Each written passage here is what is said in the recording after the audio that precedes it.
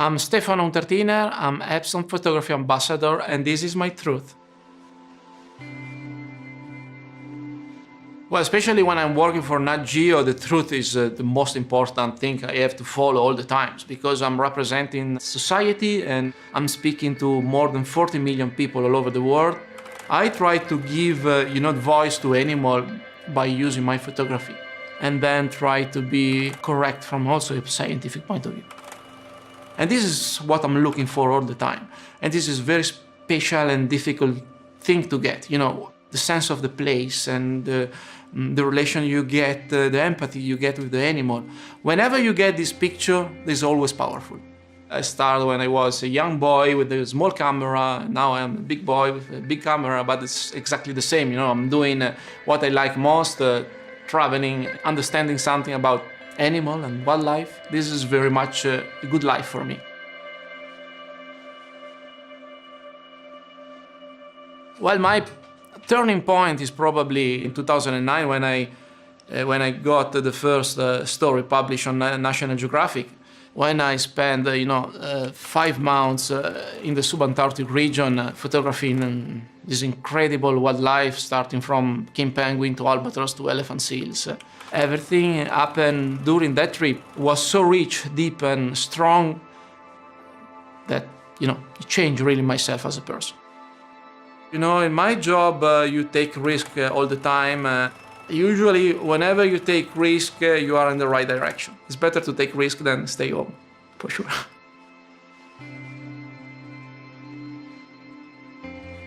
This is the mountain where I grew up, where I learned to love nature first, and then I learned to use my camera. So when I got the chance, to be in the same place for National Geographic for a major story on this first Italian national park, it was very special to me. I remember when I get the picture, I immediately understand there was something special.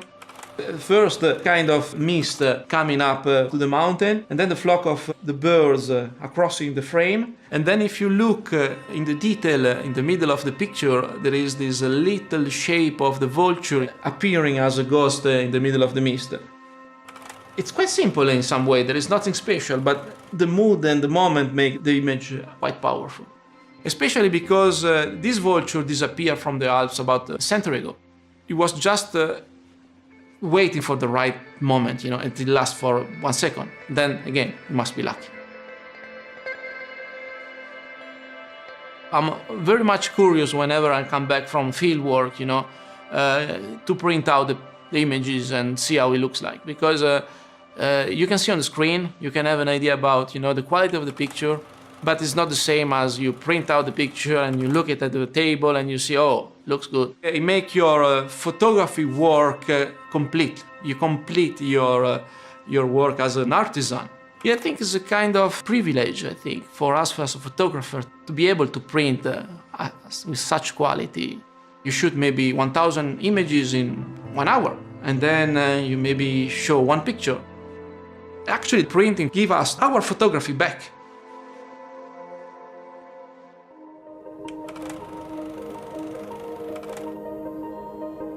Well, I always love wildlife and mountain and nature, but I had the chance to start, tracking and exploring my region with an uncle who was very much passionate about photography. A long-term project means that your energy must be up for a long time. So you must love what you're doing. Whenever it's possible, I try to adapt my photography to the subject I'm working with. I follow, for example, the red fox for many years, the same individual. So of course then there are kind of relation that can allow me, to get very close, to understand not just the behavior of a species, but the behavior of a single individual. Selection and the editing I'm doing in the field is very much different from what I'm doing next once I go back home, sit on my office, and then I'm looking, for example, images to build a story, and images that will be, suitable for my gallery. The work on the picture is very light. I prefer really to keep the images as much as possible close to the original raw file.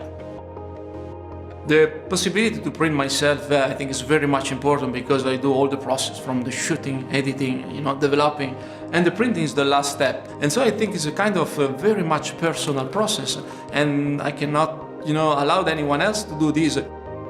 Nobody touch my printer in the gallery, and do it just myself, because it doesn't matter if it's a small print or a very large print. I pay attention about the quality. What do you think? A good print. I'm happy. I want, everybody can afford to buy my print. For example, for a child to buy his first print because he likes photography or he likes the special animals.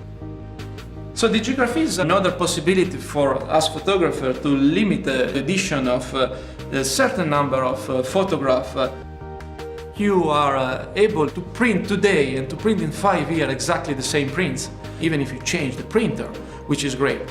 Nowadays I have the brand new P9000, which is great. I use my best equipment in the field for photography, and I trust 100% about my camera. I want to have the same reliable equipment here in my gallery.